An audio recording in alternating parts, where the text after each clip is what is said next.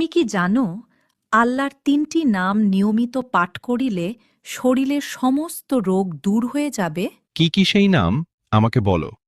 আমি নিয়মিত পাঠ করব। আমার শরীর অনেক অসুস্থ। ১.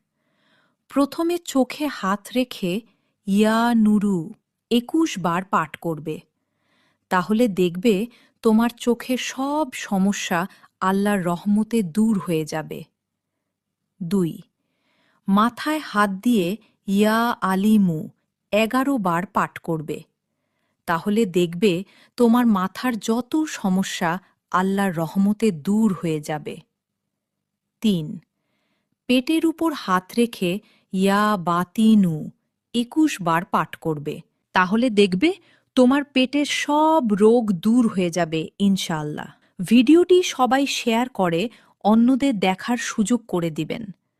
আল্লাহর রহমতে ও আপনার উছিলায় একজন অসুস্থ মানুষ সুস্থ হলে আপনিও অনেক ছোঁয়াব পাবেন ইনশাআল্লাহ।